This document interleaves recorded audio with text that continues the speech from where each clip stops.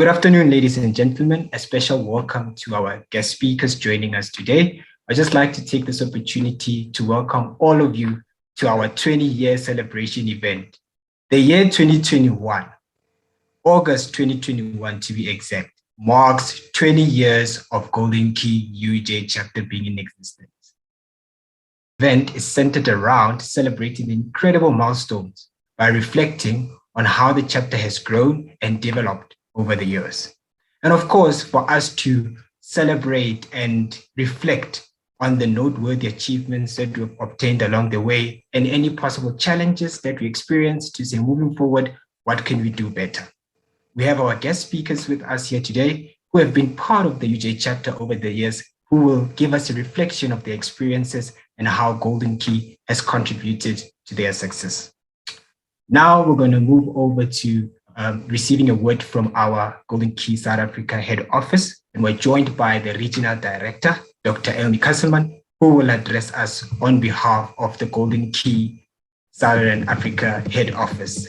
Dr. Elmi has a professional record as distinguished as it is diverse. She's trained as a nurse and a health education professional. Dr. Elmi she served as the chief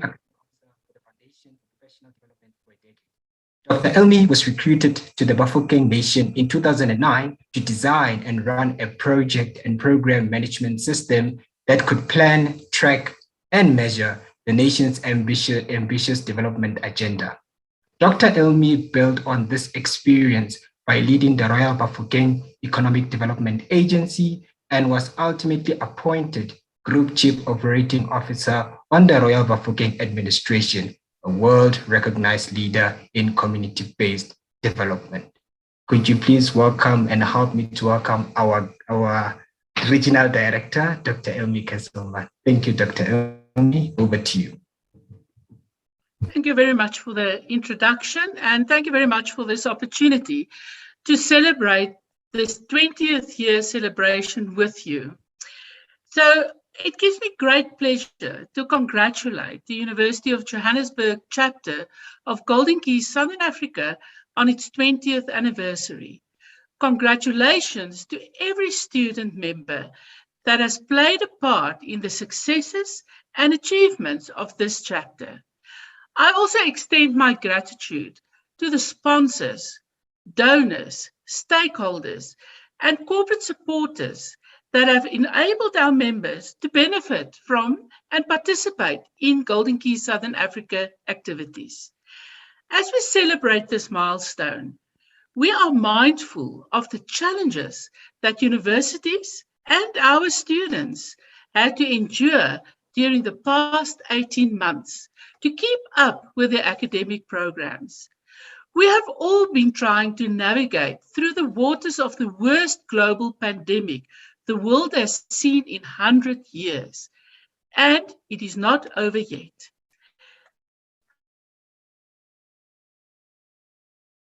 However, our student communities have demonstrated their strength of character in overcoming unfathomable changes and challenges. I believe we have all learned that there's always another way of reaching your goal, no matter how difficult it seems at first. It made us stronger and more adaptable to change. It brings to mind the African proverb, smooth seas do not make skillful sailors.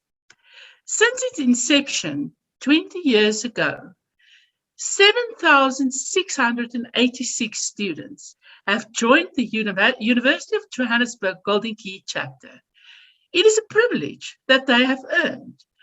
Golden Key Southern Africa provides them with a platform to connect with like-minded students and achievers at their institutions, like we have online today. Across Southern Africa and the world, it enables its members to realize their full potential by connecting achievement with service and lifelong opportunity. The UJ chapter has an exemplary record of achieving Golden Chapter status for 4 consecutive years. That is amazing. If it keeps this up in 2021, it will qualify for the Key Chapter Award again, which is the highest award bestowed on chapters for excellence in community service, professional development events, networking opportunities, and social activities. UJ has already accomplished key status in 2019 and 2020. What an achievement! I want to emphasize that the achievement of the chapter is a result of the caliber of its membership and its executive committees. Well done. Let us not forget our honorary members and their contribution.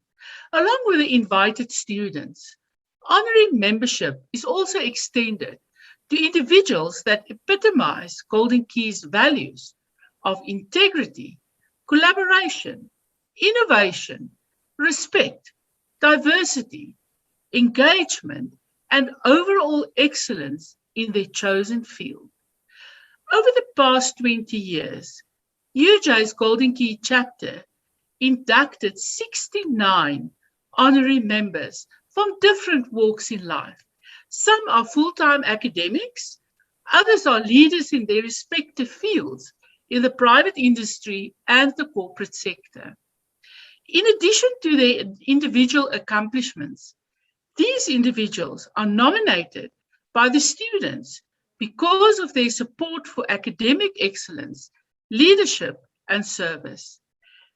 They are deserving mentors and role models through their words, actions, and attitudes that leave a long, strong, and lasting impression on students. I haven't singled out one specific honorary member because all 69 of them are exemplary. Mentors facilitate academic success while simultaneously aiding professional development. They provide a broad perspective that students might not have access to in other spheres of their lives. That their dedication towards developing our future leaders dovetails perfectly with leadership development, which is one of the key pillars of Golden Key International Honor Society. Let's discuss leadership. Leadership has become a buzzword that we often use casually with different expectations and interpretations.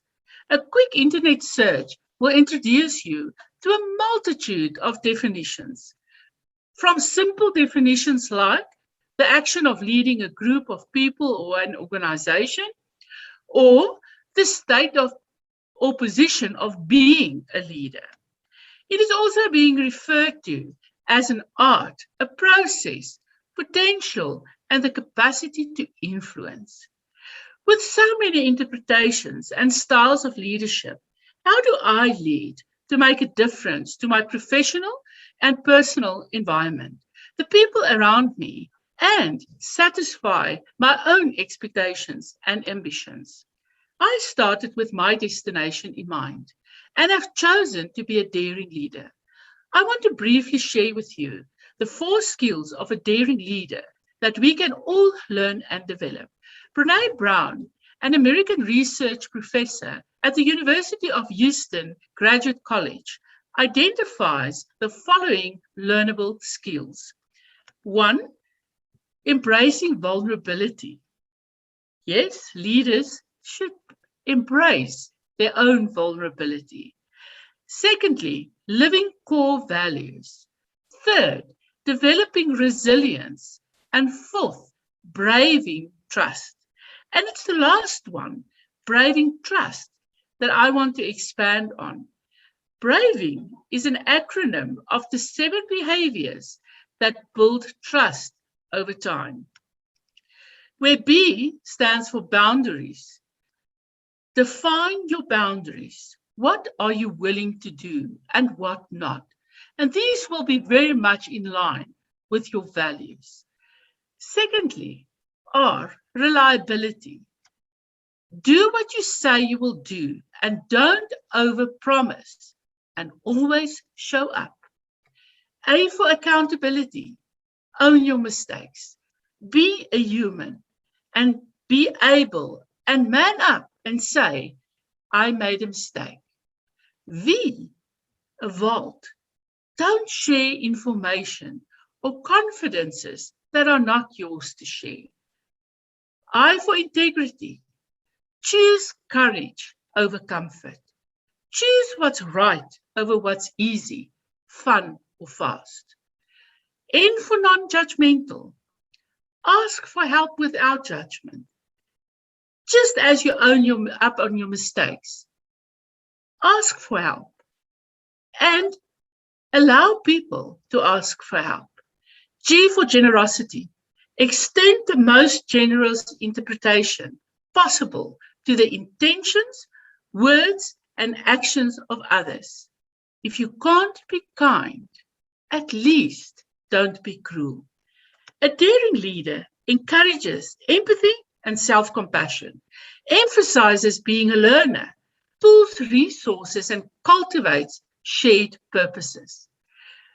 Nurtures a culture of belonging and inclusivity, contributes and takes risks. Daring leaders are curious about their own blind spots and are committed to support others in finding theirs. I want to conclude with a perception of success. Success is not a passive state.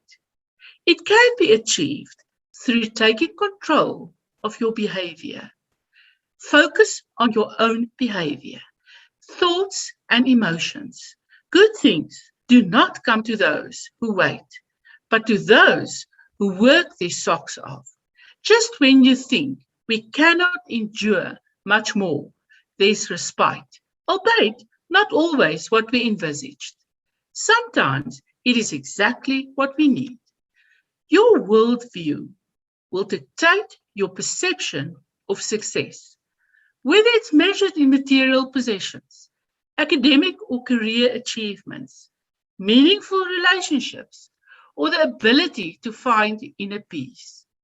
Know your worldview, reaffirm your vision, define success, and proactively take control. Above all, live your values. I leave you with this quote from Jack Welch, heralded by many as the greatest leader of his era. He was the CEO of General Electric from 1981 to 2001, and he passed away on the 1st of March 2020 at the age of 84. Before you are a leader, success is all about growing yourself. When you become a leader, success is all about growing others. Thank you very much. Wow. Thank you, Dr. Elmi. That was very profound.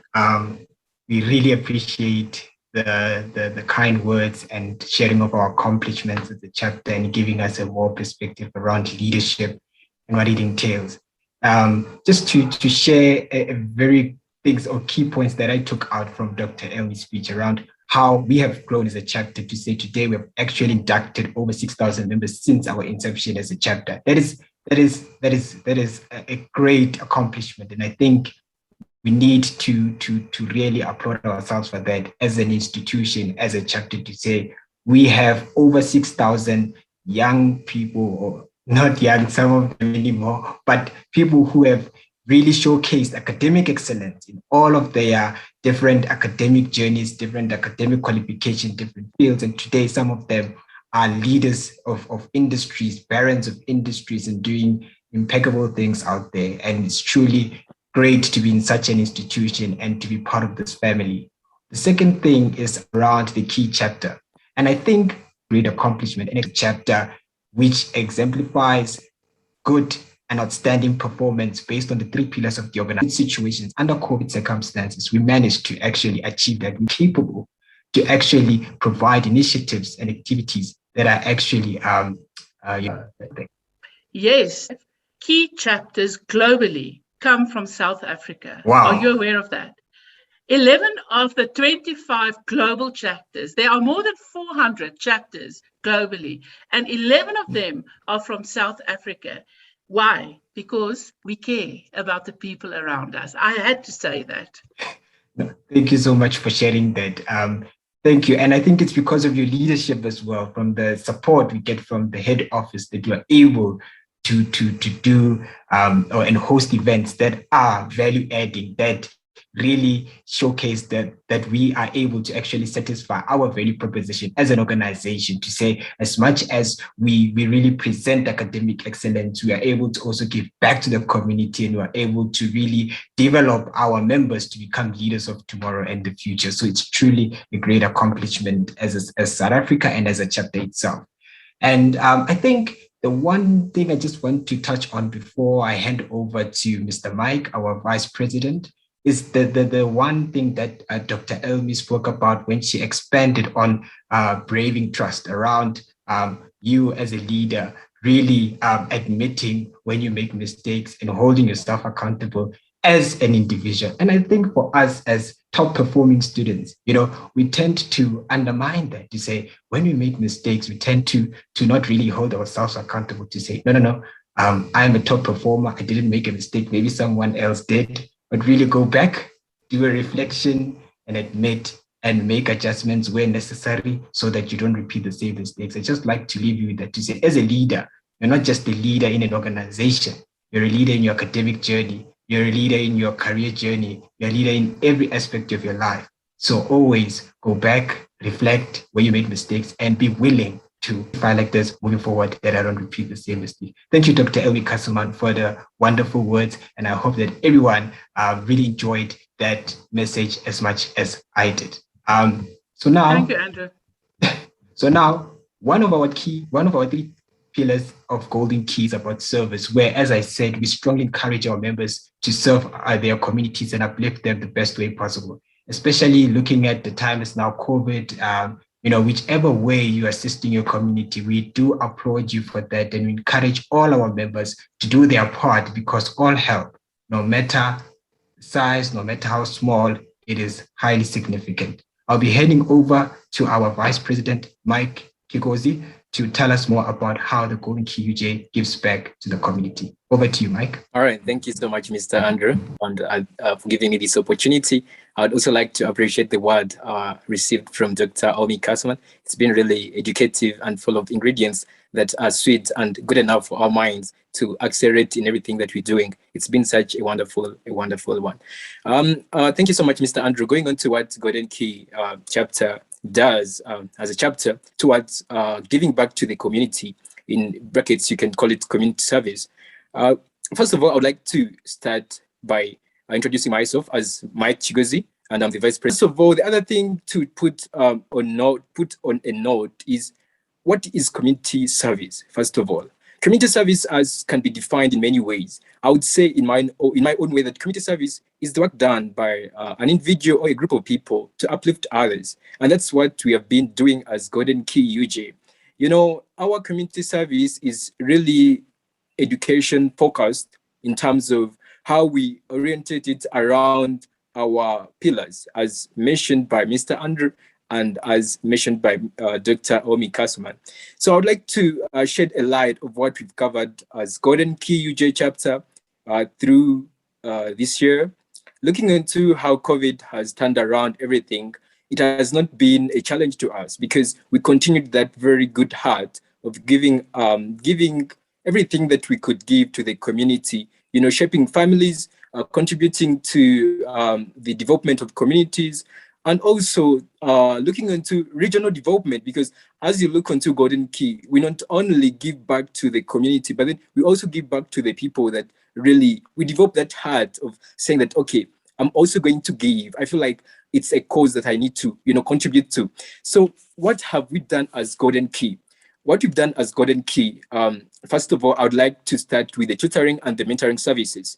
Golden Key has been strongly, a very, very strong advocate in terms of, giving back to the community, giving back in terms of inculcating skills, inculcating knowledge to young people. In that regard, we've partnered with a project. We've partnered with the school. I could call it a project. It's a non-profit organization called Mihanzu. So we call it the Mihanzu project. It's the Mihanzu tutoring project, yes. So what we've been doing every Saturday, from the subcommittee member to a school called it's called Oliven people that use that site. You know what I'm talking about. So there we've been over 200 plus students. We've been offering tutoring and mentoring services on a daily Saturday. Like every Saturday, we've been either online or on campus. Grades, we've been going to different grades depending on the need. We've been always there to assist. So that's one. We've serviced over 200 plus students in that regard with the Mihanzi tutoring project.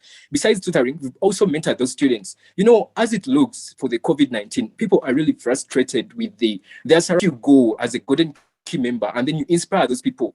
You tell them about the things that they can achieve when they continue with their studies. You know, COVID-19 is not the limit. It's not the stop. It's not the stopper to put you at a point of thinking that, no, I shouldn't continue. No, there are things, people are making things happen out there. So when you go and mentor those young kids, or even not young kids, but then everyone, because I've seen that it expands across from the young kids to the grown-up people. You know, they're always there to listen to us because we come with the valuable asset of knowledge, and people really believe that you can transfer knowledge from one person to the other. So that's one. On the other side, we have, through our service directory, we have spanned donations like across South Africa and outside South Africa. People have really been good and really have shared us. They have really, you know, brought out that heart of saying that, yes, I care because I was also cared after. I was also cared about by someone, you know. So people have really shared that heart of saying that, yeah, we need to also care. So we've really received donations across South Africa and outside South Africa, and I really give kudos to the team. They've really participated. When you look into the previous donation we had to the Kids Heaven in Benoni, we had really a lot of things that we had to donate. Like I'm telling you, we couldn't even carry the things. They were even beyond our capacity of carrying. So I really thank everyone who participated in that project, and it was really a success. Beyond that, we have had life skill orientation. Like you find that during COVID, even within our students at University of Johannesburg, you find that they need to listen to the other stories, like how have you done it within, you know, this pandemic? You know, in our own executive team, we have had those two performers like recently, and also within us, like you find that when you share your stories, and the icing on the top is that we also started the podcast whereby we share stories about those trailblazers. So you find that when a person shares their inspirational stories, you find that everyone is really captured. It's like an attention capturing podcast. When you listen to it, you find that you're going to be driven away. You're going to be driven and settled to a point whereby you feel like you have got comfort, got, you know, a place to believe that it's home. So we've really done a lot as Golden Key. And that regard, I'm going to ask Natasha to play for us a video, you know, showing the gratitude from one of those people that we've donated. Yes, Natasha, over to you, please.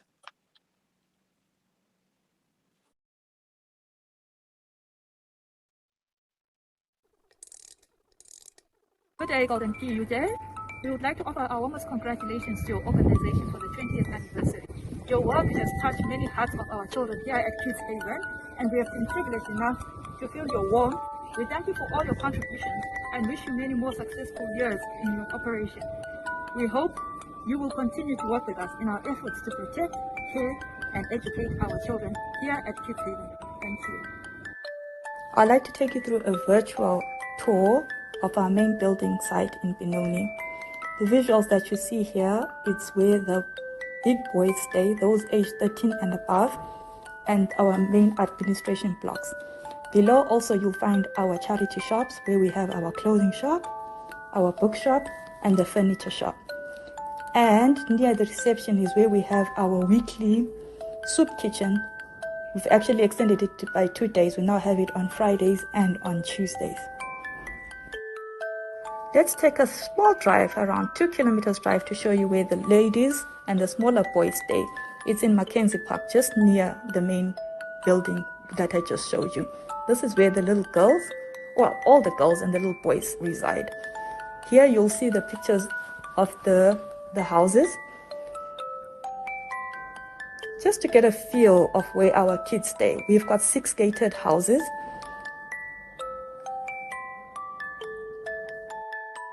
Now that you have a bit of a feel of where all our children reside, let me take you through our mission and our vision. In short, we are here to protect and care for the children under our care. I'm hoping those who've never visited us have a better feel of Kids Haven, where our children stay, what we are on about, our mission and our vision. With that in mind, from the hearts of our children and lips of our caregivers, the management and staff of Kids Haven, we would like to thank you for the wonderful donations that you've been continuously giving us. As you can see from the pictures, we've got lovely wrapped gifts from Golden Key UJ. Thank you so much. Your previous support is greatly appreciated, and we would like you to continue supporting us. You'll see here we've got a list of things that we wish for that we'd like to share with you. We've been receiving clothing, books, toys, and some food items from Golden Key. For that, we are very thankful. So the basic list that we wish for would include your main staple foods like mealie meal, rice, pasta, things that are not perishable.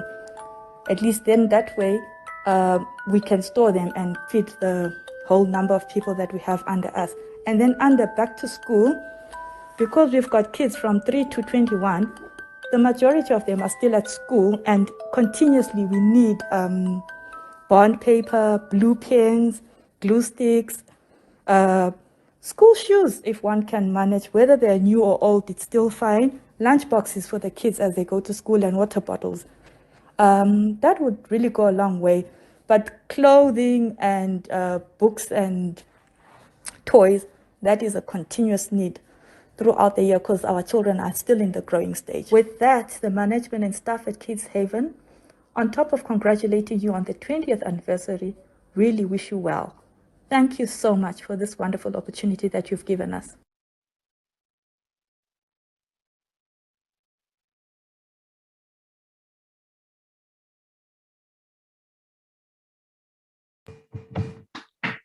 Thank you so much. Thank you so much, Mike.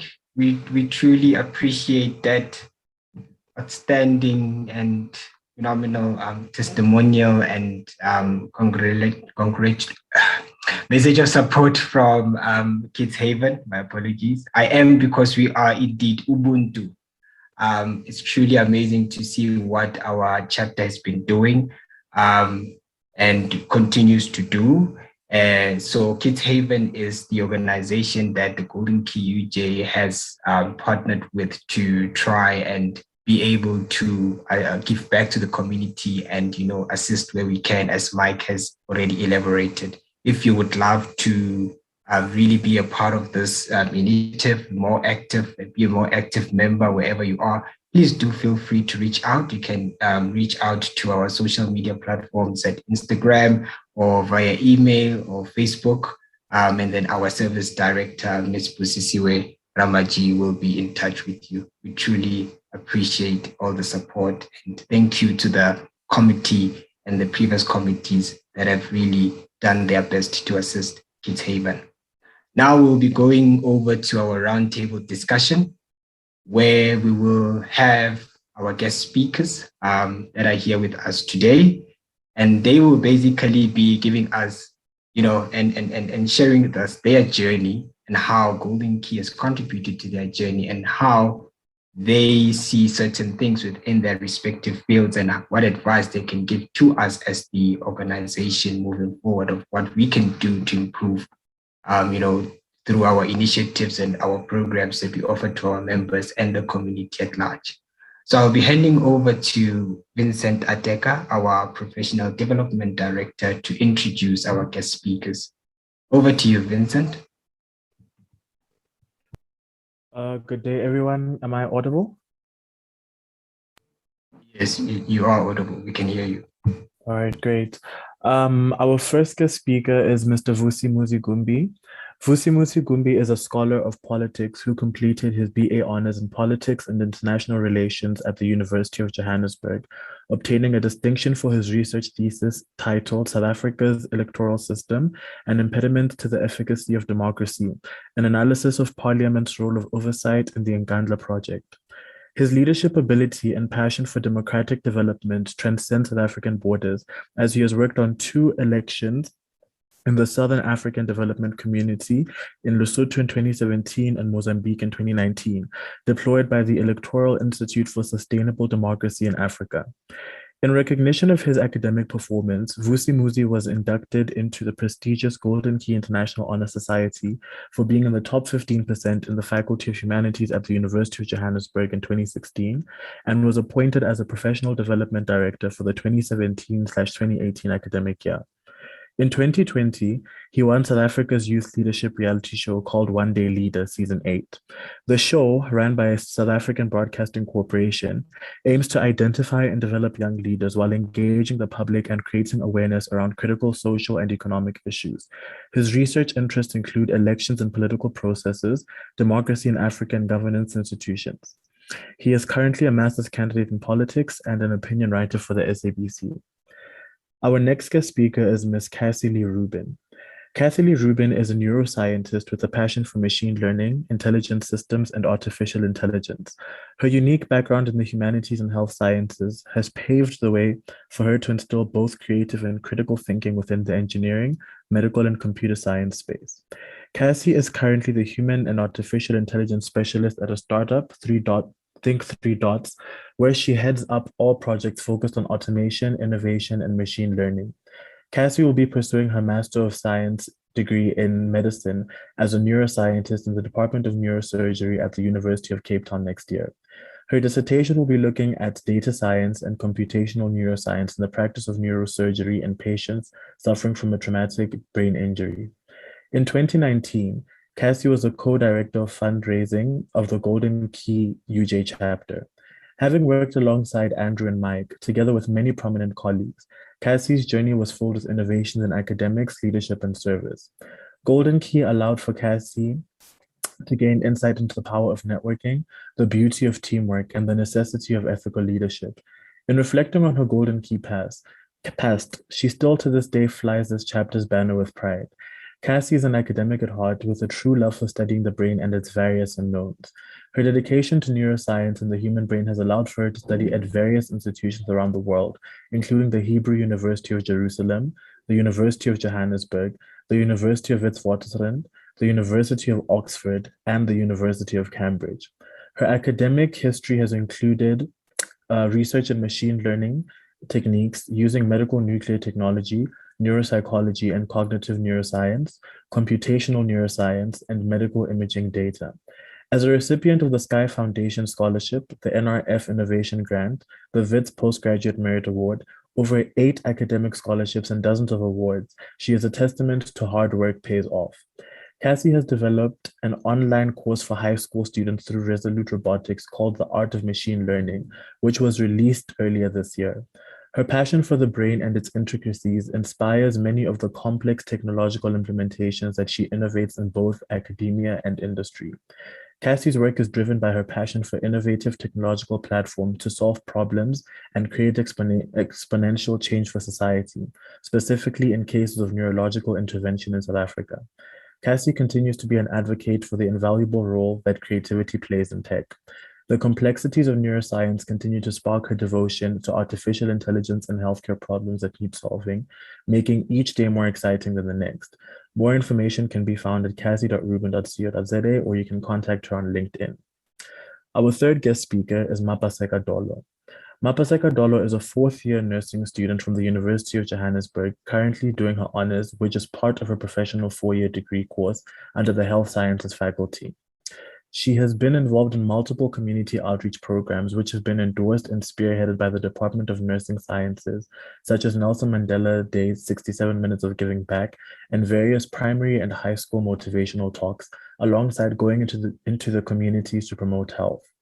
Her budding career has allowed her to empower many to take care of their health in various clinics and hospitals.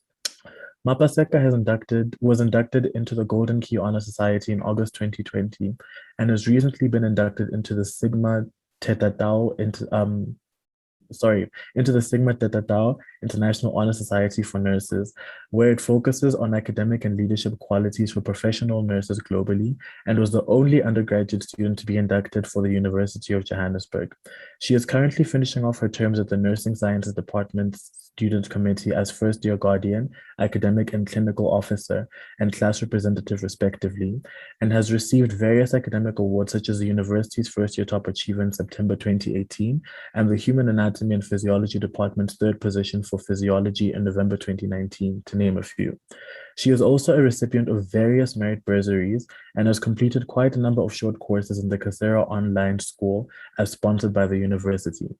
Lastly, she is finishing off her term as the Universitas 21 Health Sciences Group Representative under the University of Johannesburg's Health Sciences Faculty and has presented various topics under the initiative, such as the Sustainable Development Goals Awareness and Mental Health for Students. Our final guest speaker is Sabelo Mnukwa. Kabelo is a social engineer and philosopher with a deep interest in African development and social change. His passion for people and understanding Africa's developmental challenges has led him into social justice mobile campaigning and youth leadership development, which he sees as important pillars in developing a strong democracy. As a BA psychology graduate and philosophy major, Kabelo has very unique opinions on everything from politics, human behavior, and ancient aliens. As a Soweto-born African aware of South Africa's apartheid legacy, Kabelo has strong views on the need for ordinary citizens to play their part in addressing the challenges of poor education and the lack of access to opportunities faced by formerly disadvantaged communities in South Africa. In his spare time, Kabelo is part of self-funded projects providing maths and science holiday camps for high school learners, as well as supporting aspiring small business owners through networking events and access to information. Some of his notable achievements are being nominated as part of Mail and Guardian's top 200 youth to look out for in 2014, as well as being an alumnus of the Gordon Institute of Business Spirit of the Youth and being an academic Golden Key International Honors Student alumnus. Thank you. Thank you. Thank you very much, Vincent.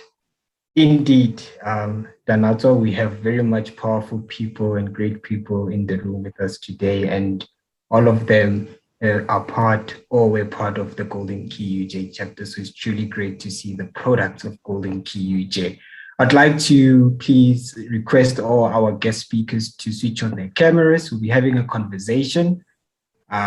Wherever the other speaker would like to add on to whatever the other speaker is saying, you're more than welcome to do so. And then, yeah, we'll take it from there. After that, anyone who has any questions, please feel free to really pop them in the Q&A, like I said, and then I'll just address them to the relevant speaker. Yeah, just be specific to Cassie or Sabelo or Vusi or Mapaseka so that it's easier for them, for us to know who should answer the question and we don't waste any further time. So without wasting more time, I'm going to just jump straight into the questions. I'll start with you, Vusi. Congratulations once again on, your one-day leader, winning the one-day leader competition is truly amazing. I know that debating for 2 minutes, I can't do a minute, I want to state my case long and all that. But so I'd just like to ask you, how would you describe your experience serving in Golden Key UJ chapter as the Professional Development Director? And furthermore, what are the skills and attributes that you believe have contributed to, you have acquired during that leadership journey that have, helped you to be where you are today? Yeah. Thank you, Andrew. I think what helped me when we served in Golden Key some few years back was, the bunch of fellow leaders that we were serving with, because when we came in, we were very determined to try to give the UJ chapter a name. And I think even inducted into Golden Key, we didn't even know about it, right? At some point, I thought that when I got the email that I've made it into this Golden Key, I thought it was a scam initially, because I was like, what is this thing now? I've never heard of it, and I've been inducted, So that drove us to say, no, we have to make sure that other people are aware of this kind of an institution, a society, so to speak. So I think we're driven. But I think one of the key attributes that I needed, and I think as a leader, because I think Zanele Madla said leadership is a lifelong commitment. So being patient with yourself and being patient with the people around you. Because as a leader, even if you're not the leader, whether it's the workplace, whether it's family, a key attribute is being patient with yourself when things are not going according to plan, and with your colleagues when you don't see eye to eye. Because at the end of the day, if you are serving, especially in a collective, the key is to make sure that at the end of the day, it's not versus ideas that are forging ahead.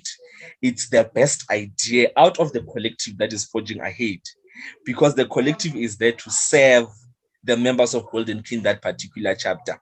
So you learn to be patient with yourself, and you learn to put yourself in a learning mode. Some people think that because you occupy a certain position, then there's no room for you to learn anymore.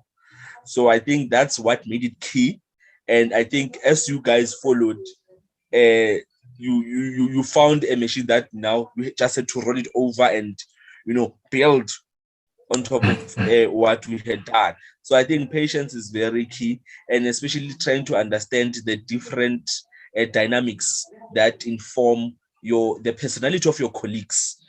So when I serve with Andrew Case or Mapaseka, I have to know Mapaseka the person before Mapaseka the treasurer, the president, whatever, because the person informs the position that Maseka is occupying. And then if I relate with my colleagues, just as I relate with the members on a more human level, it's easier to work together so that whatever programs we employ them from a cohesive perspective, and they're able to effect the positive changes that we desire them to effect. Wow. Thank you very much, Vusi. That's really profound. I love the fact of patience. If there's one thing I really like to have, is that just patience and really trying to get to know a person before. And I think today of young people, we don't do that. You just want to know, you just really put a person based on view a person based on their office as president or whatever, and and not really regard a person based on themselves first and their personality thereof. So thank you very much for that, Vusi. Cassie, over to you. Starting with a hard question for you, right? Statistics. I'm going to bring in statistics now. So statistically, it is reported that at least 66.7% of our graduates, they struggle with the transition from school to the corporate world. Would you say that your leadership journey in the Golden Key UJ has provided with you any tools to better prepare you in making the transition any easier? Thanks, Andrew. Thank you so much also for inviting me here today. So happy to be with this team and together with my Key family, especially the UJ one. Okay, so the statistics that you mentioned is actually known as something called practice shock. And that's that feeling when you are brought into the workspace and you have absolutely no idea what you're going to do with your degree and how you're going to use it. And it's a really scary feeling. And I would say that even more than 66.7% of people feel that way. Because while you're learning all theory and concepts in your degree, the program does not necessarily prepare you to enter the workspace. And what would prepare you to do that is to join a society and be an active member of the society. And I think in retrospect, my experience at Golden Key gave me an abundance of tools, of which I still use to this day. And if I could name a few, it would be adaptability and agility. You need to know that situations are probably not going to happen as you expect, and you need to adapt with that. You also need to be agile. There's often deadlines and time constraints on your hands, and you need to output the best results as possible. You need to be efficient. People are leaning on you. They have expectations. You need to be the best out there. You need to have grit. I think we all remember those days, Andrew. I'm sure you can recall them. Those late nights, you're studying and you have this massive event to prepare for the next day. Nothing will get you through that besides a good cup of coffee and some grit. And I think that's a skill that you learn being an active member in a society like this. Your problems are not as big as the ones that your society faces. And I think out of all of them, however, the most useful tool that Golden Key gave me was to know how to set goals and to understand that the goals might be outside of your personal realm. And you need to be as loyal as possible to the society or committee that you're involved in. And when you do that and you have that broader perspective, you are able to put in the hours, and sweat and tears and hard work in order to get the best outcome, not for yourself, but for your teammates. And that truly is one of the best skills that I think I ever got being a Golden Key member. And I have a story to share. And Mike, I hope if you don't mind, I'm going to mention your name in the story. But I think a true example of all these things that I've spoken about and mentioned is Mike himself. Mike came up to me to interview for a subcommittee membership role when I was on the executive committee of Golden Key. And he said to me, Cassie, I just really want to be a Golden Key member. And I said, well, just do it. And he said, what do you mean just do it? And I said, no, you put in your hard work and your hours and you'll achieve it. And Mike is truly a testament to when there's a will, there's a way, because a year later, he gave me a phone call. I wasn't even at UJ anymore. And he said, Cassie, you won't believe it, but I just got my acceptance letter and my invitation into Golden Key. And wow, what an incredible person. And it just shows that having a society like this really drives people to be the best that they can be. Hope I answered your question. Yes, you did. Thank you so much. And yeah, Mike today is part of the committee. He's doing amazing work, so it's truly great that, you encouraged him and he's here today with us. So it's truly, it's all Mike himself. I take no credit.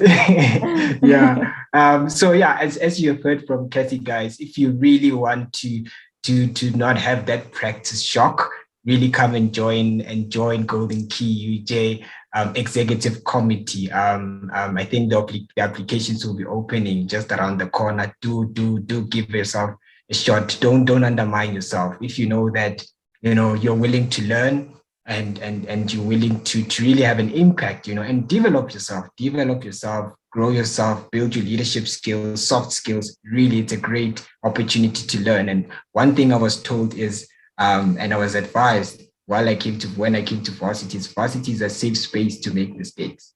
So out there in the work environment, you don't have that luxury to make a mistake and then, you're a student. No, you are there to work, you're there to fill in the hours. So while you're still here, make those mistakes and learn from them. So thank you, Cassie. Mapaseka, over to you. How has the benefit of being a member of Golden Key UJ assisted you in achieving your various achievements, including the Sigma Theta Tau International Honor Society and being the health sciences representative for UJ in the Universitas 21? And kudos to you, Mapaseka, for being a member of 2 international honor societies. Well done.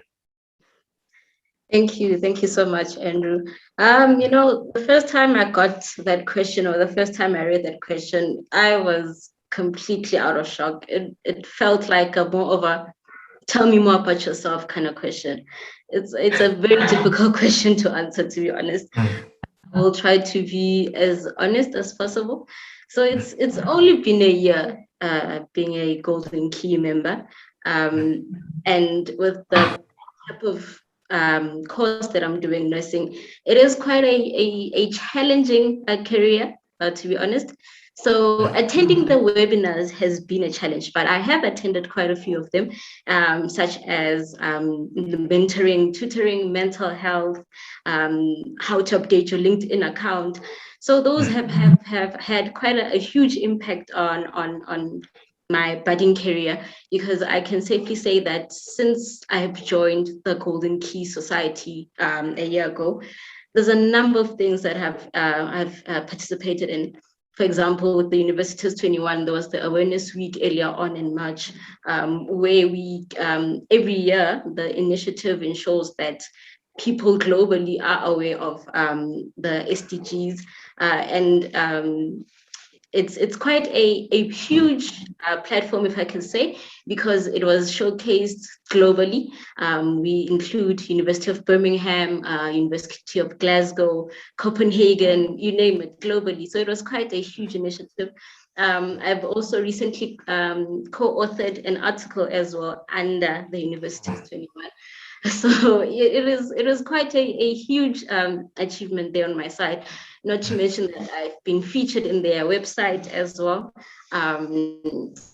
In just 2 weeks ago, we presented the U21 Mental Health Pilot Project under the Vice Dean of Research and Internalization, Professor Annie Demani, where we were basically discussing the different avenues on mental health for different universities and how they assist students, especially in this pandemic, because it is quite clear that the pandemic has brought anxiety in many of us, myself included. Having mental health being prioritized these days is of utmost importance. And as Sigma as well. Sigma, it has been a dream come true to be part of Sigma, and being the only undergraduate student to be inducted there was out of this world. Because when I joined the department in 2018, I saw in one of those lecturers' doors, they were like Sigma Theta Tau, like, what's that? But wherever it is, I would also love to be a member. And GK and STTI at the same time, they have the same attributes. It's just that for Sigma, it's just especially for professional nurses. So me joining that particular organization as an undergraduate student has been a dream come true. So yes, Golden Key, in as much as it's been 12 months being under it, it has definitely opened doors for me, and we are not stopping. We're only going higher and higher from here. Wow.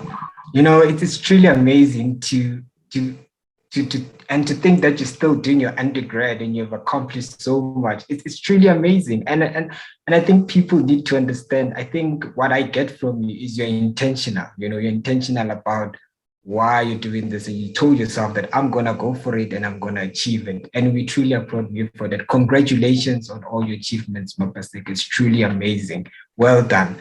And I can hear from that, you know, you got benefits from all of these organizations by being actively involved, by attending these webinars, by attending those events, you know, and not just sitting back and being like, you know, they must come to me. No. You said, I'm going to put in the work. I'm going to be active and I'm going to be present. So really, we applaud you for that, and congratulations once again.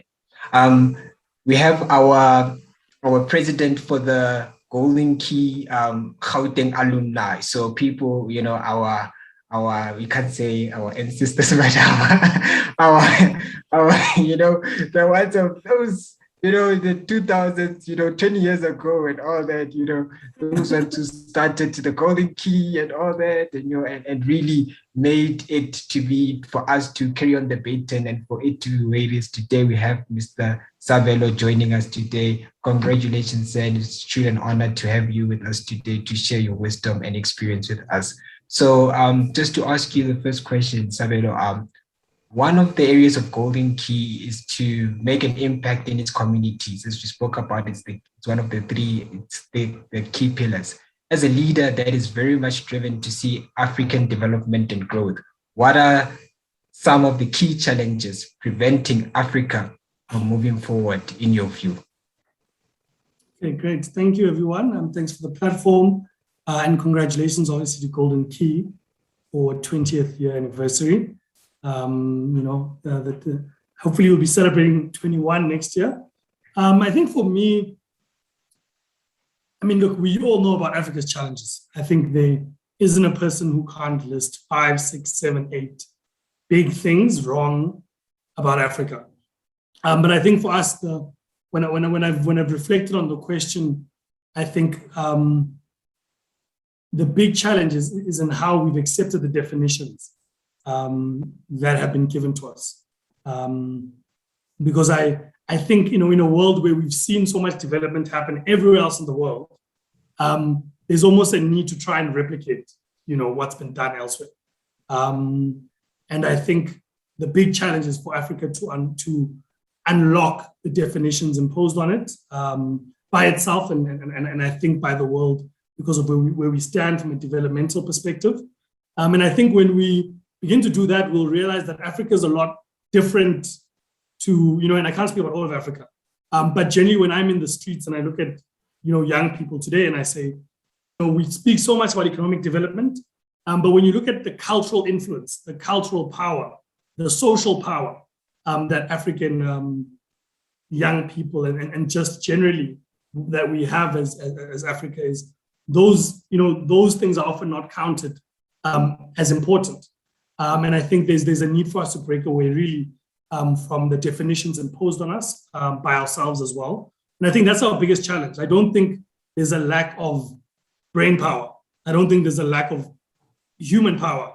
I don't think there's a lack of youth. There's not a lack of minerals. All of this is all here. But I think how we view ourselves and how we've defined ourselves in comparison to everyone else may actually be our biggest hurdle. Oh, thank you very much, Seven. And that's true. I mean, originality, being original to ourselves and really, trying to not, copy and paste, as you have said, that's truly profound. Vusi, I know that you are fanatic and you're really passionate as well about, African development and all these. Do you care to share your views? I'm going to put you on the spot here, Vusi. No, I believe that when it comes to African development or South African development, if we are being specific, they must be contextual, but I will elaborate later on.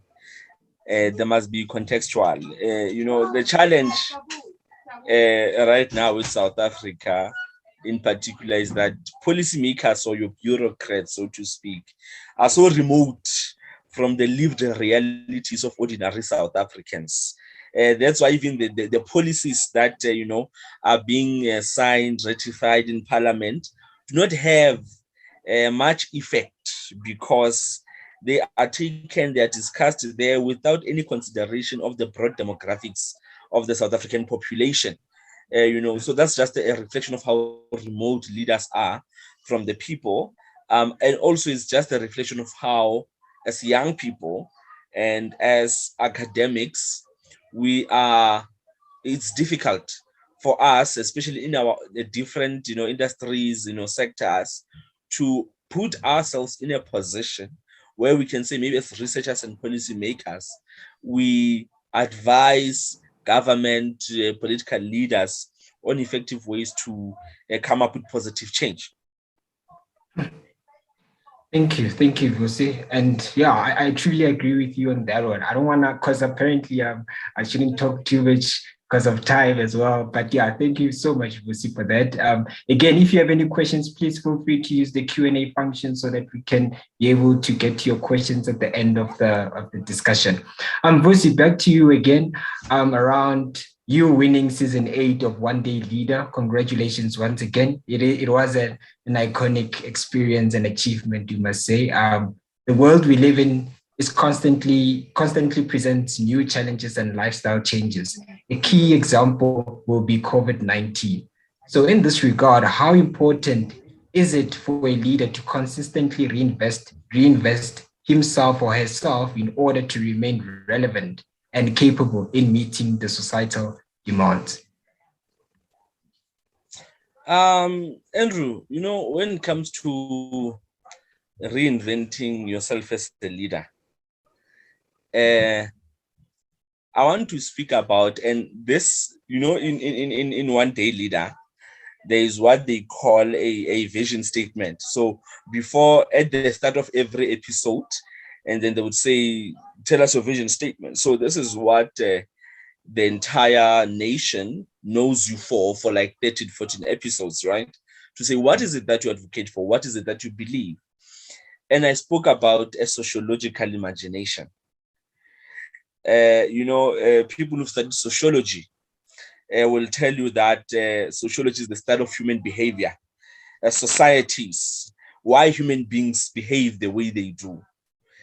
And a sociological imagination is key in leaders reinventing themselves.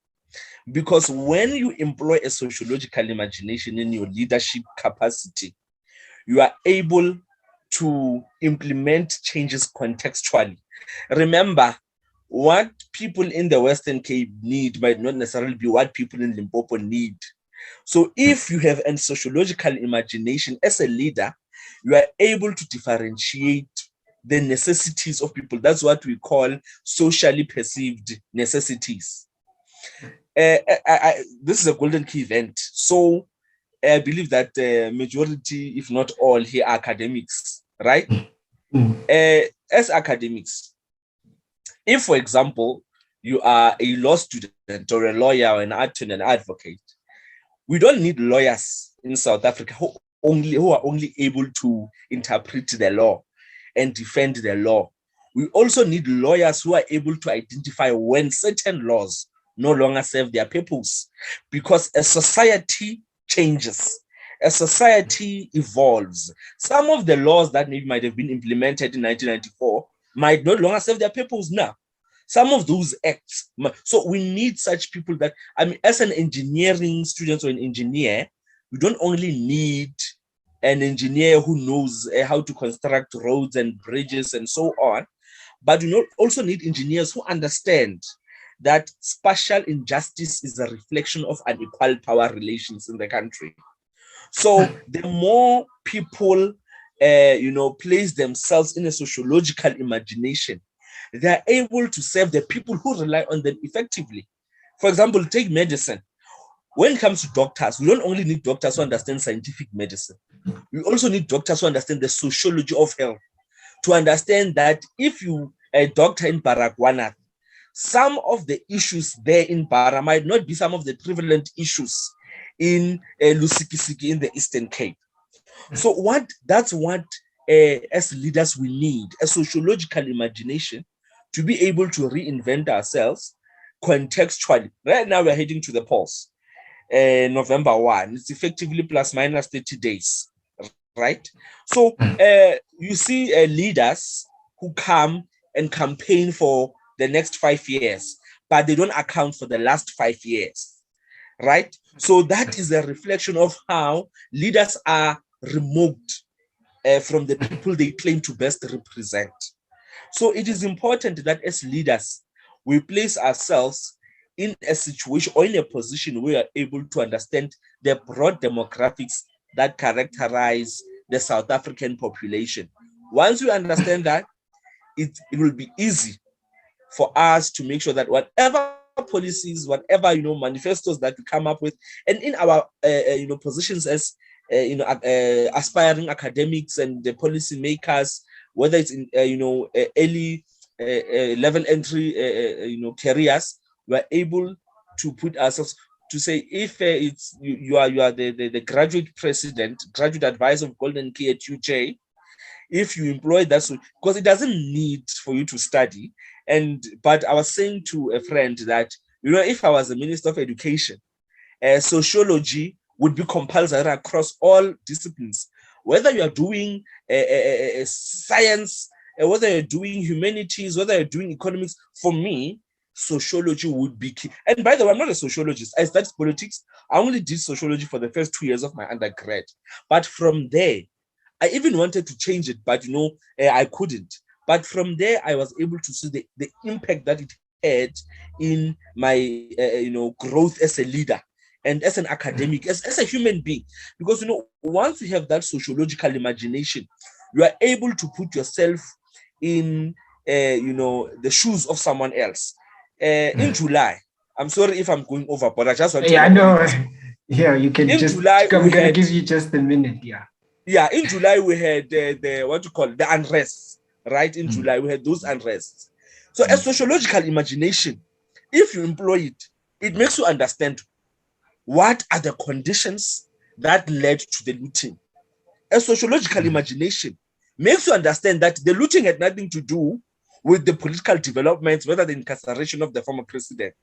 So so that's what I just wanted to say. But sorry, sometimes you get passionate when you discuss such things.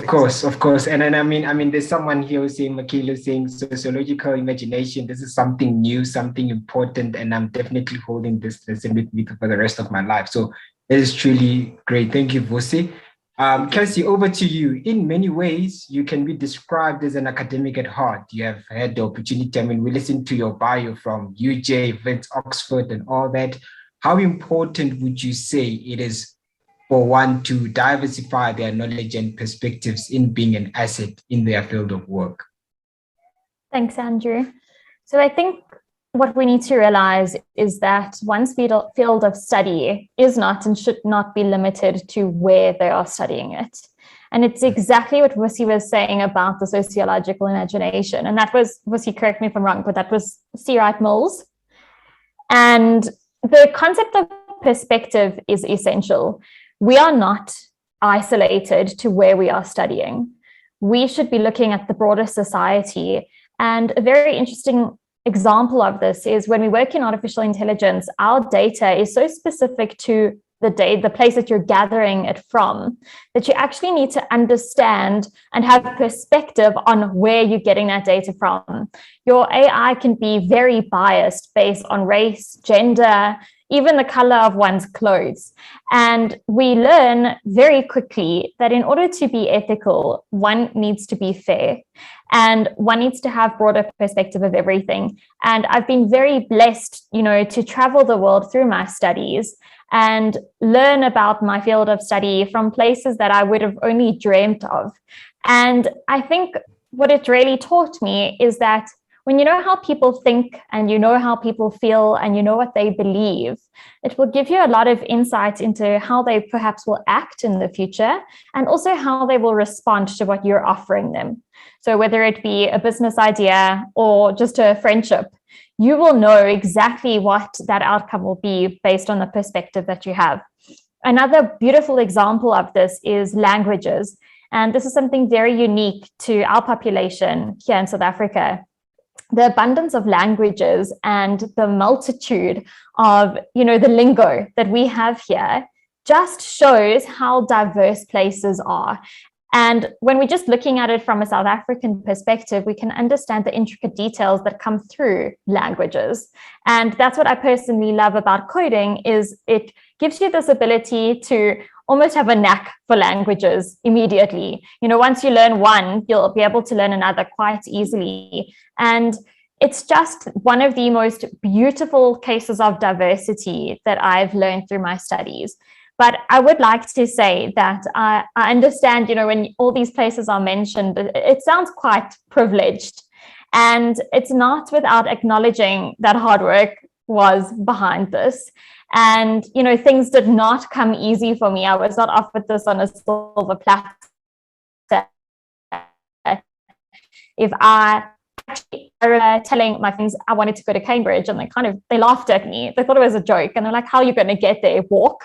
And I said, if I'm really passionate about something and I want to create change, people who have the financial means to let me do so will be able to give me that red carpet. And they surely did. So whenever people ask me how I got there, I tell them it's through my grades. And I think this is a perfect example of Golden Key, because this is one of those societies that offers scholarships for the best of the best, which is absolutely incredible.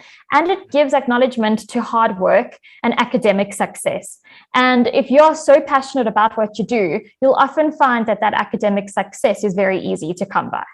So I just need to make mention of that.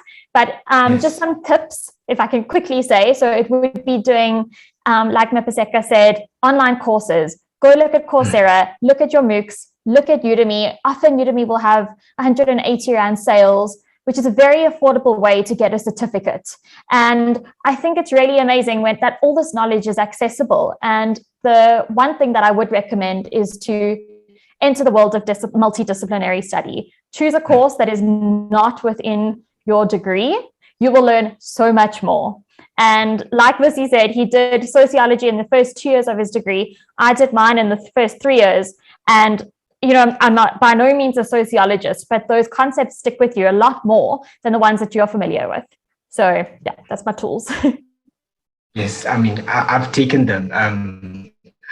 Okay, thank you so much, Cassie. Definitely, people are willing to help those that show potential. Thank you, Dineo from Dineo. That's what she's saying. I agree with you, Dineo. Over to Mapaseka. At quite a young age, you've already been exposed to such a variety of leadership positions and journeys. What tips would you recommend to our members of Golden Key on how they can also go about to becoming young and impactful leaders such as yourself? Thanks once again. And again, that question threw me off because when I saw the panelist biography last night, I realized that I was the only undergraduate there and they're all postgraduates. So I was intimidated there for quite a bit. And at the tender age of 22, it is quite scary. But one thing for sure, take a leap of faith. That's one thing that young leaders should know. Take the leap of faith. When I saw the email from GK that they needed one of the panel speakers for today's event, I thought to myself, why not? Like, hey, come on. You never know where it might take you. So that's first thing. Another thing, we should embrace the network that we're in. When I say this, I mean that I'm in nursing, for example. You shouldn't just focus on the people that are doing nursing. So I'd just like to make a reference to one of the structures that I'm involved in from church. So in this society, we have a vast number of people that are doing different courses, talking physicists, astrologists, nurses, doctors, dentists, you name it. So people should really broaden their networks.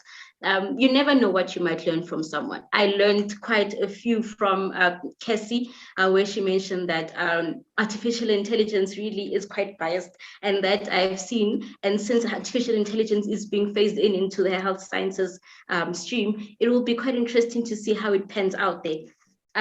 Make mistakes. It's okay to make mistakes, and sometimes don't be a superhero. So in this past week, I was battling a bad flu, and I had realized that, you know what, being a leader, you should also take care of yourself. You can't be a superwoman or a superman. So when you need a break, do take a break. And it's funny enough, we're talking about leadership, and my honors is focusing on finding nursing leaders for young students, because to be honest, we all need a role model at some point in our lives. You may be independent, but you need a mentor at one stage. So having the opportunity of having a leader behind you or beside you is really amazing. And I'd also just like to add on with regards to adding on of your network. I, for one, didn't think that I would be speaking with Andrew, because last year when I joined, he was the Golden Key president. I'm like, these are people in the high places. Dr. L, like, why would I? But really being courageous, as Dr. Elmi said earlier on, taking account, being generous, being kind, also having emotional intelligence. And that's quite a new term that I myself am still learning, because with regards to leadership, you should be mindful of how you portray yourself around people. And with sociological imagination as well. I also did sociology in my first year of studies, and it has played quite a big role in my leadership as well. Being cognizant of where people come from, their societies definitely determine who they are. And with that being said, those are just some of the many attributes, because leadership has many attributes that one can focus on. So with me on my side, those are just some of the few. Thank you, Mapaseka. Thank you. I hope everyone took notes. I did. If you didn't, you're lucky. It's a recording. It will be on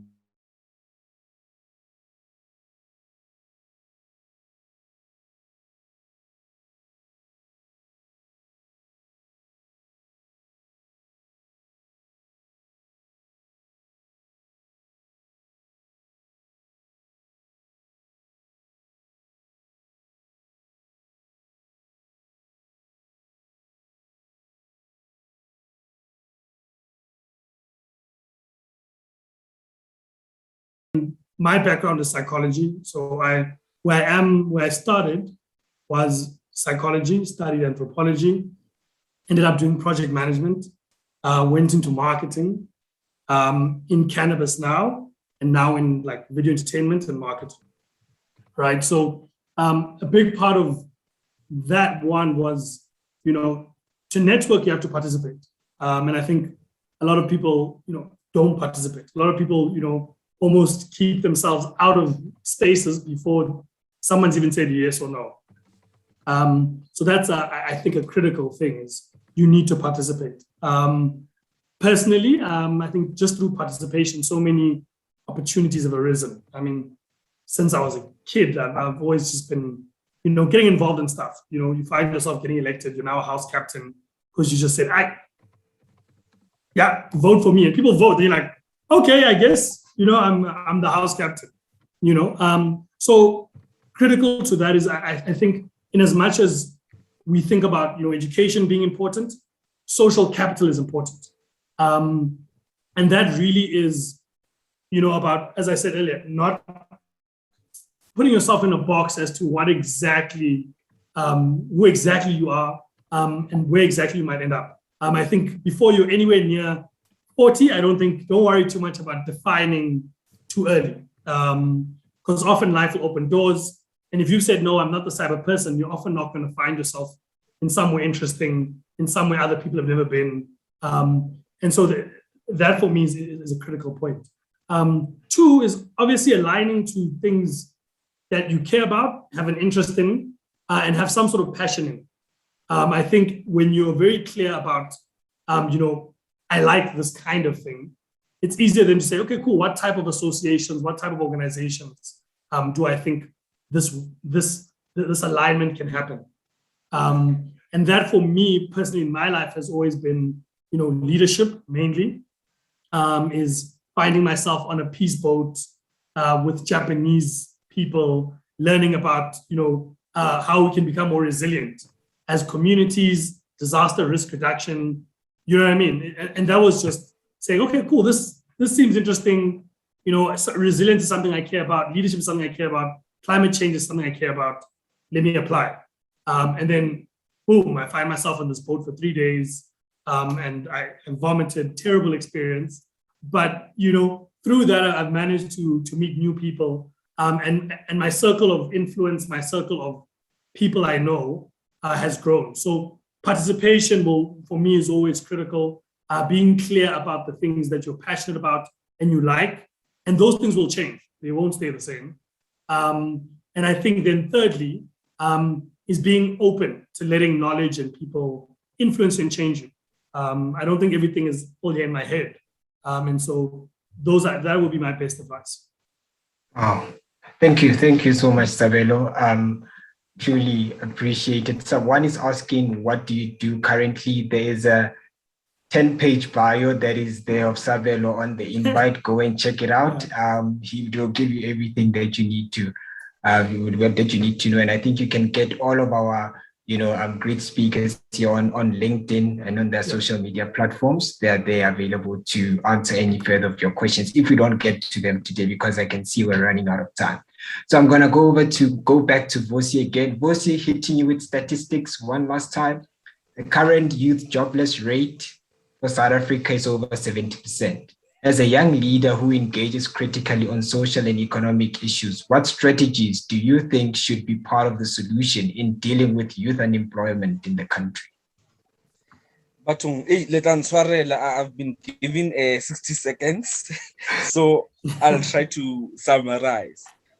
Like I said, contextually. So as much as we employ measures targeted at people who've got tertiary qualifications, people, in the middle class, we must not also forget the forgotten, the child-headed households, those who do not have formal education, so that again, whatever policies and measures we employ, take into consideration the broad demographics. So number one, we need to harness the informal economy. 2, we need to promote foreign direct investment in the manufacturing sector. And 3, we need to champion the development of SMMEs to address high levels of poverty. Other issues of paramount importance include rural development and spatial integration and justice, because there is a gulf between where many people live and where resources and opportunities are concentrated, which in turn aggravates unemployment and poverty. In addition to all of this, South Africa must upscale development programs driven by socially perceived necessities focusing on the forgotten youth, the child-headed households, and all those learners who fall outside of the education system prior to completing matric.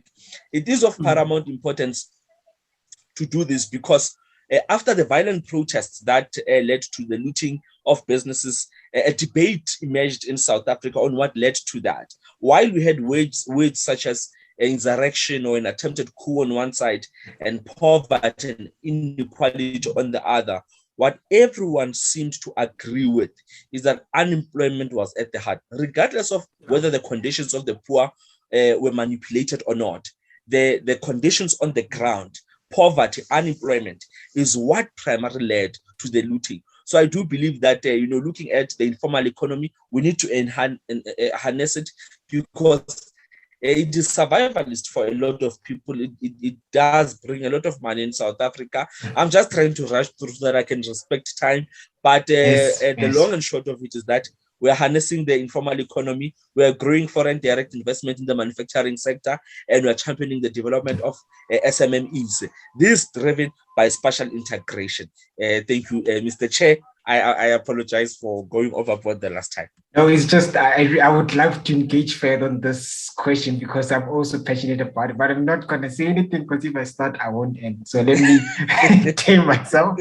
But thank you, Vusi. Truly, truly amazing. Thank you for those strategies. I truly believe they should be part of the solution.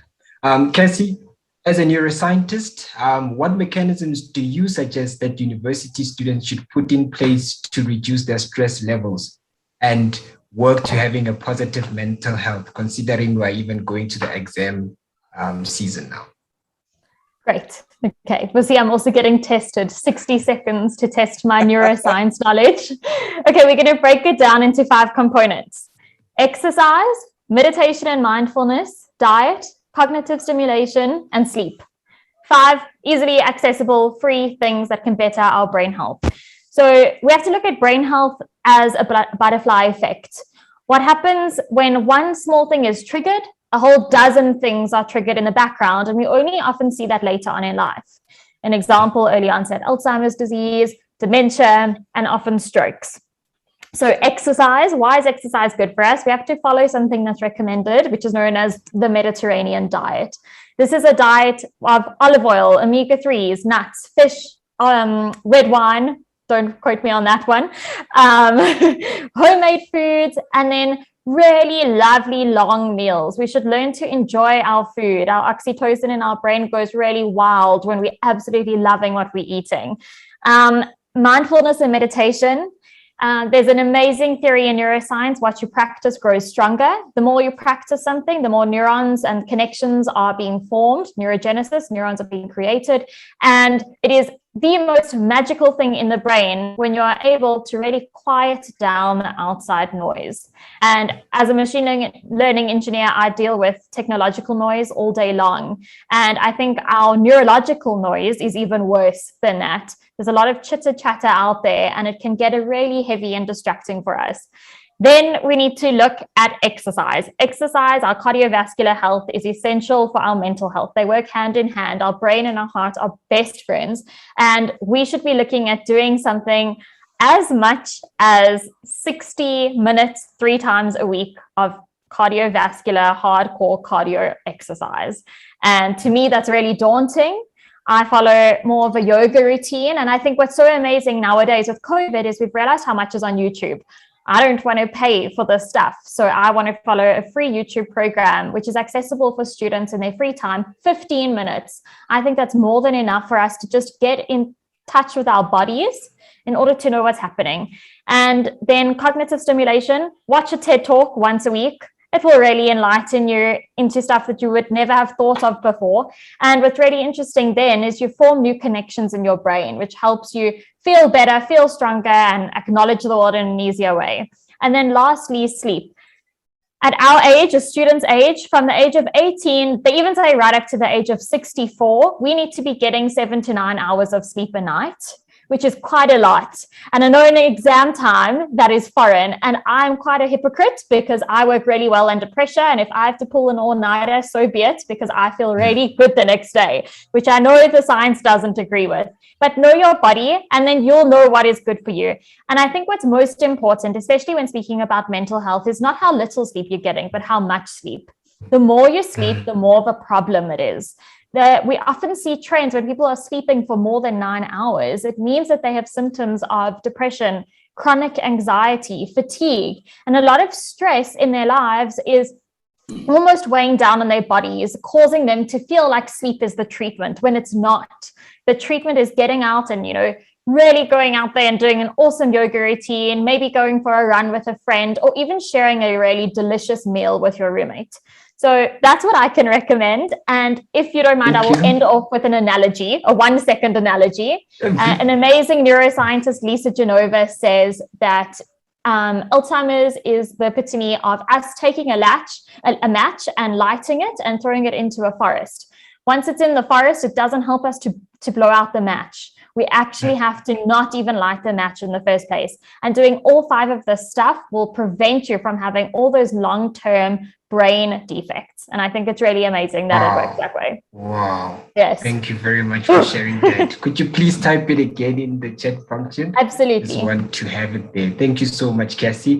Mapaseka, as a final year student in health sciences, what do you think are the ways in which Golden Key can promote health awareness and collaborate with the health sciences faculty on mental health issues at campus? Well, firstly, shout out to Cassie for pointing out that depression is on the rise. I also have 60 seconds, so I'll just quickly move past it. So with regards to mental illness is on the rise in university students. It is very much known. We've seen with the suicide rates among different institutions. So what Golden Key can do is to collaborate with the health science faculty via the nursing department. I don't want to seem biased. I stand to be corrected. The reason why I say this is because the nursing department offers psychiatric nursing. So I was doing psychiatric nursing in the last semester. We've learned about different mental disorders, from your major depressive disorders to your anxiety, you name it. So nursing students and nursing lecturers have a lot of knowledge when it comes to mental illnesses. And we can also include psych-ed as well, that we could use in terms of alleviating mental illness. Also have outdoor activities. Because of the COVID regulations, they've since been relaxed. So having a walk, doing fun activities, really, those are the initiatives that Golden Key can look into alongside with different faculties, being spearheaded by the health science faculty and the other departments as well within the faculty, such that mental health is made aware and that it is also seen as not being a stigma, but rather it's a situation that we can all deal with, because to be honest, all of us do have a trait of a mental disorder. It just takes a small trigger to actually ignite it. I'm sorry to say this, but it is scary as it is. And lastly, I would just like to end it off that in October, I think the first 2 weeks, if not the last 2 weeks of October, is Mental Health Awareness Week. So we could use that, the Golden Key Society can use that as an initiative to push this mental health alongside with other institutions. Thank you. Thank you, Mapaseka. Truly appreciate that. I think our president, in his vision, he will elaborate and maybe can talk to you and engage with you further after the talk on how the UJ can work with you guys at the nursing department just to raise awareness during those 2 weeks. Thank you so much. Our last question to you, Sabelo. In your spare time, you're regularly part of self-funding initiative designed to assist high school students through mathematics and science holiday camps. How valuable and important would you say education is? Just 1 minute. Cool.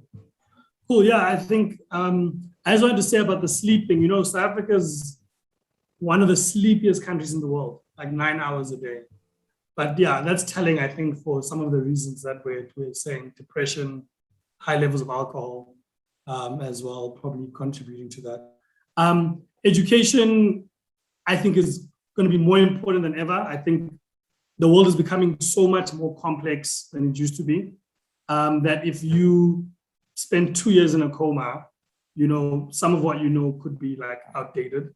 And we're seeing just generally an increase in the level of new fields, new knowledge appearing. And I'd say, you know, the approach, I think, for everyone, and I think people have been saying this forever, is lifelong learning. You know, always learn a new skill, always, you know, be learning, you know, or rather studying something new outside of your field.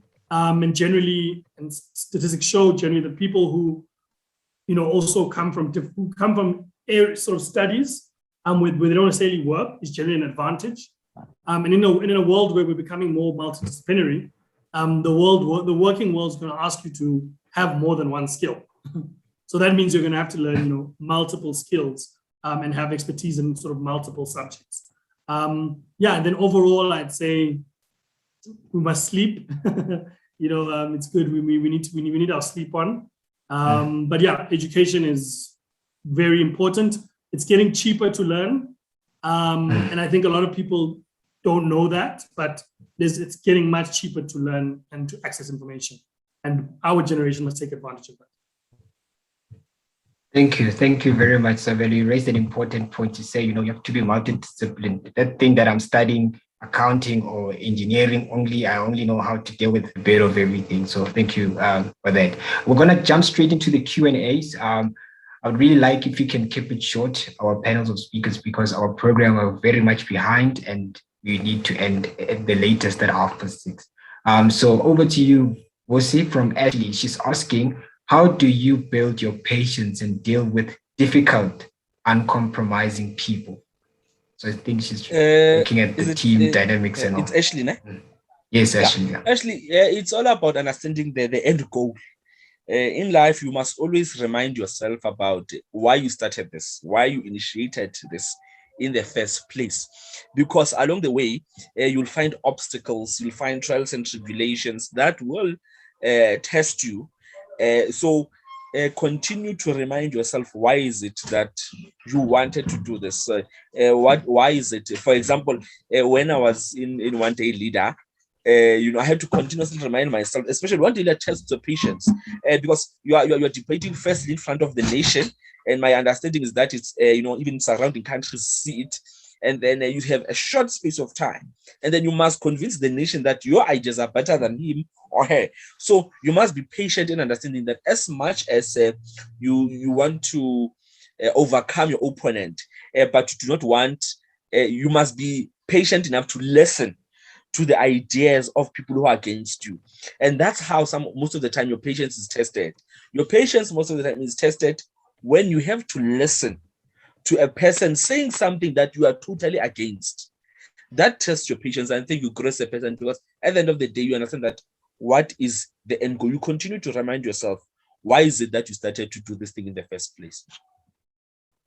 Thank you, Vusi. Tapelo, the questions to Mapaseka. I think those questions, Mapaseka, the courses that you would generally recommend, and I think it really is from your side, what courses anyone would like to recommend other courses.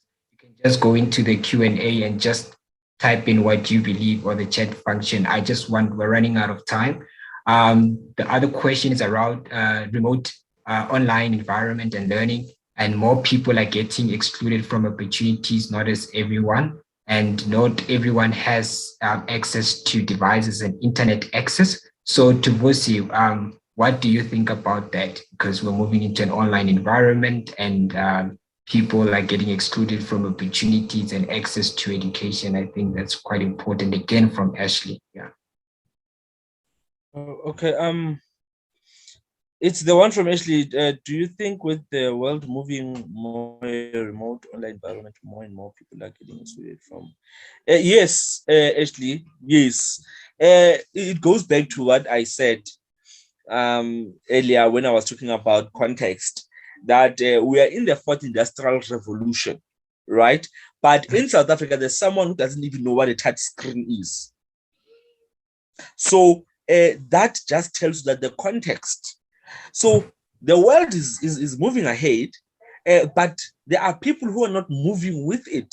And South Africa is such an example where I think former President Thabo Mbeki said the first world and the third world in one country, right? Where there are people who are talking about iPhones and then the latest and what have you, and there are people who don't know what a camera phone is. So this is a reflection again of how the policies that are implemented are not taking into consideration the poorest of the poor, the destitute.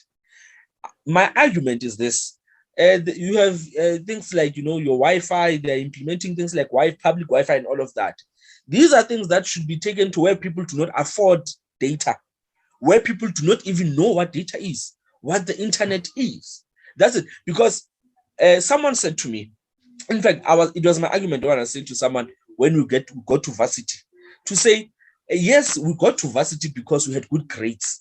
But chances are there were other people who had much better grades than us, but could not apply because they're not exposed to internet. They do not know how to apply. They do not know how to go on about this.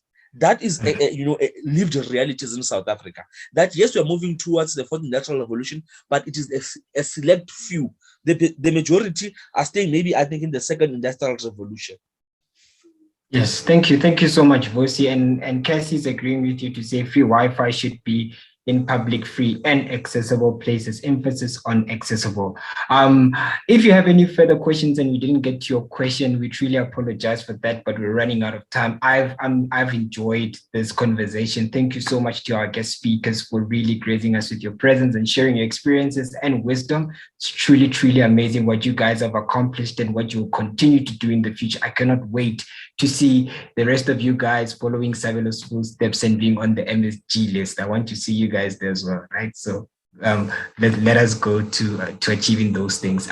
So if you have any further questions, please go out, reach them out on their LinkedIn's. I've been seeing they shared their links there. Just go out and reach them there at LinkedIn and then communicate with them if you have any further things that you'd like to talk about.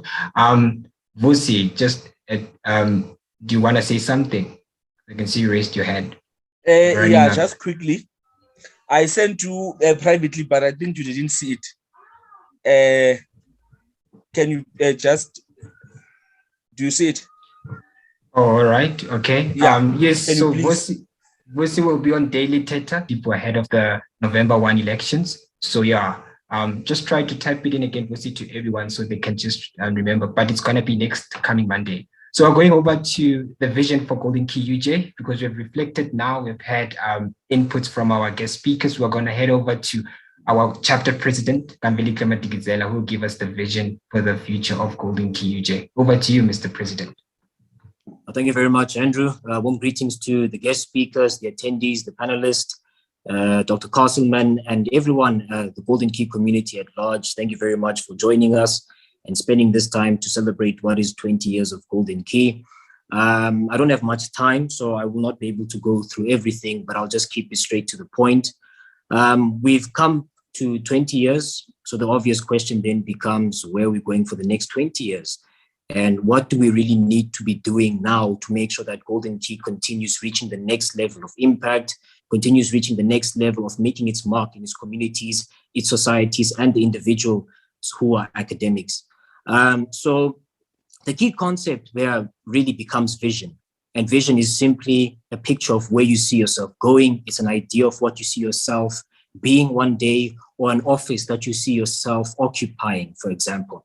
And I would encourage everyone to this effect, even in our individual capacities, to have a vision for ourselves, have a vision for what it is you see for yourself and where you see yourself going, primarily because vision gives you a sense of direction. Vision gives you a sense of purpose in everything that you do. Golden Key itself as an organization at large is vision orientated. It has a vision of recognizing academic individuals to the highest degree and giving them tangible assets to show and equip them for the corporate world. It also to that extent has a vision of making an impact in its societies too. So the vision or the term, or rather the theme, I should say, that informs the vision I have is really based on the idea of social relevance. Social relevance. And this is because I'm of the view that as an individual or as an organization, if you want to make an impact in your society, if you want to make an impact in your community or your country at large, you need to tick the box of social relevance.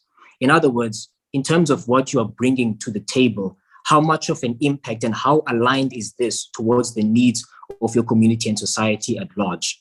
So to this extent, Golden Key focuses on three main pillars, being academics, leadership, and service. So I'll quickly dive into what I think we need to be looking towards, academically speaking, to enhance our academic experience for our Golden Key members. So I love that Cassie mentioned this when we spoke about at least 66.7% of students struggling in terms of the transition from school to the corporate world. And this is something that you see across the board in all institutions, that there's generally a gap between school and the corporate world. And I think one of the things we need to be intentional about is rectifying this gap and bridging this gap. So one of the things I think we need to work towards in the future is a assessment club. And this will be sort of a foundation or a platform whereby we provide Golden Key members with direct network links with corporate partners that Golden Key has to assist them in acquiring jobs, for example, assist them in terms of internship opportunities and getting experience that you can help to boost you so that when you do get to the corporate space, you already have that exposure within you. You already have that experience and you've already been able to tap into some of the talents and principles that you need to make yourself effective in your term in office. I think it would be fantastic if, for example, on an annual basis, there is a recruitment program with corporate partners that Golden Key has, where Golden Key members can directly engage with these partners and have opportunities to securing jobs one day. There isn't something like that in an institutional structure, and I think it would be fantastic to kind of maximize our Golden Key students' experience by having such tools at their disposal. We need to be intentional about even giving more knowledge and information outside of just school. There shouldn't be a gap between the theory and the practical element of it. For example, Google has recently made courses available to South Africa. I believe there's about 40 new online courses that are free that anyone can engage in and you can use to kind of build your scope and learn new skills. These are some of the things I believe we need to preach more towards our members to kind of empower them with the necessary skills that they would require when going into office. Moving into the pillar of leadership, and this is a pillar I'm quite passionate about. I do have a theory that I mention quite often, my team will know. If you want to judge the leadership of any individual, you need to look at the organization that he or she is leading. It will tell you a lot about the leadership structure that is in place there. For example, if you have an organization that is very big on innovation, chances are you've got a leadership structure that is very big on innovation too. If you've got a leadership structure or an organization that has issues with inefficiency or corruption, chances are you do have a leadership structure that has issues in terms of corruption as well. So there's usually a parallel there between what an organization is doing, what a business structure is all about. So to that effect, if we look at South Africa, because everything that we do here need to look at things from a South African perspective too. And in South Africa, it is a bit sad to say that we are currently leading in a lot of the wrong statistics. From a social perspective, South Africa is known as the rape capital of the world. We've got issues with gender-based violence. Economically speaking, we've just been deemed the country with the highest unemployment rate.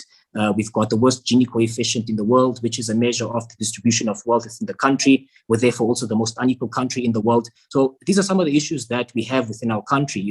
We also commonly have issues relating to policies not really being implemented and corruption. So to that effect, I do about having more webinars where we really speak about redefining leadership. What is the kind of leader that is needed in today's time? What kind of leader do we need in our communities and our societies for something like 2030, for example? Because I believe Vusi did mention that things are always changing. So what was needed or relevant 20 to 30 years ago might not necessarily be relevant in today's time. So we've got to be intentional about redefining what is a leader needed, what kind of traits do we need to focus on, and what kind of leader do our societies need to really make the greatest impact going forward. Moving on to the pillar of community service, I know we did have a video playing just to showcase some of the community aspects that we've been focusing on in Golden Key, in particular Kids Haven. I love that Mapaseka touched on issues of mental health, because that is something that is not really being given as much attention and priority to. I mean, I recently had a look at the statistics about 2 to 3 weeks ago. I was quite shocked to see where South Africa is ranking in terms of suicide rates, and it's gradually increasing. It shows that sometimes we don't really have enough knowledge, enough information when it comes to issues of mental health. What is mental health? What do you need to do to ensure you keep yourself mentally fit? And I believe that these are some of the things that we need to be more intentional about in providing information and tools to assist our members too. As well, entrepreneurship. I think it would be quite fantastic. I just mentioned that South Africa has the highest unemployment rate. One of the ways in which you can combat unemployment is the most obvious answer, creating jobs. I think it would be fantastic if we had a lot of webinars where we speak about what it takes to actually get a business started, particularly looking at small businesses. Statistically speaking, I mean, businesses tend to fail, 90% of businesses tend to fail within the first 3 to 5 years of that business being established. So it shows that sometimes we don't necessarily have all the knowledge, the tools, or even the resources, to sustain a business. So it would be amazing if you could have webinars where we really dive into the knowledge aspect of a business, what it takes to run a business, and to kind of empower and encourage a sense of entrepreneurship within our communities. Because entrepreneurship is one way in which you can combat a lot of the issues that we see in communities with relating to poverty and such and so forth.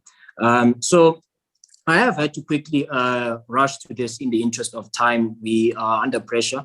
But this is generally one of the things that I believe we need to pioneer and we need to work towards in taking Golden Key to the next level. Every single year we've got to sit down and say, what do we need to do to become even better? What are the new demands of our community and the new demands of our society? This is what we need to do to be intentional about in making sure we continue making an impact. I am of the view that if you really want to take charge of the future, it belongs to those people who plan and create it today and are intentional about making the right decisions to create the future that we all seek and we all want to live in one day. So I would like to encourage each and every one of us to be pioneers of innovation, pioneers of taking charge and making things really happen and kind of building the country that we really wish and dream to live in one day. This is where I will leave it so that we can continue to the next item on the agenda. Thank you very much, Andrew, and thank you very much, Golden Key community too.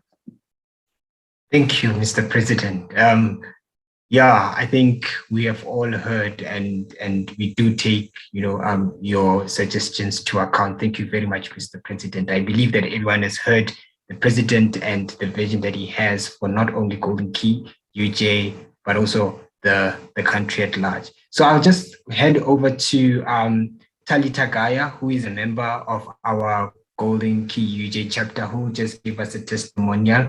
Over to you, Talita.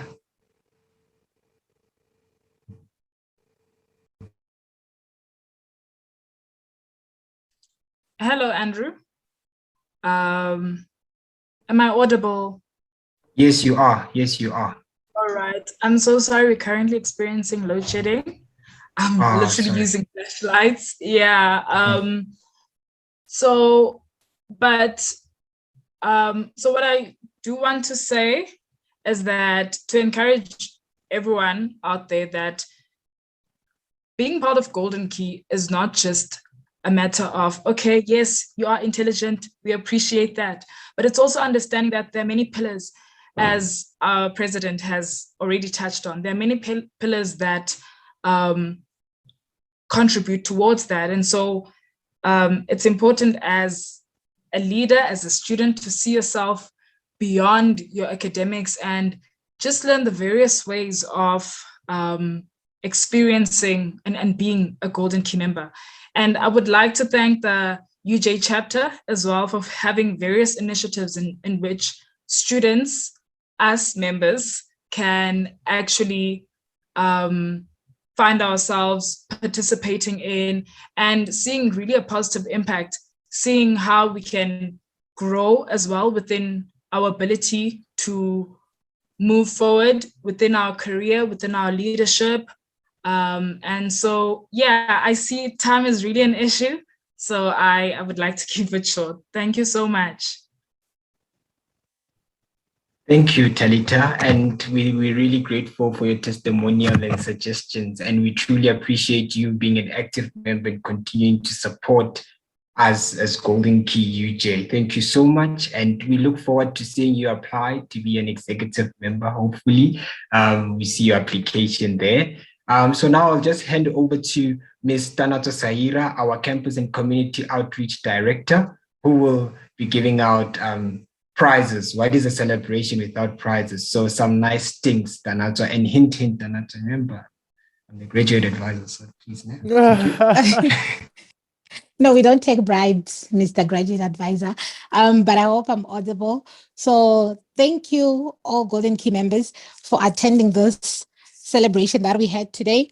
And now, as promised, we promised that there was going to be prizes for those who attended. And please note, and a huge disclaimer, those winners were chosen at a random draw.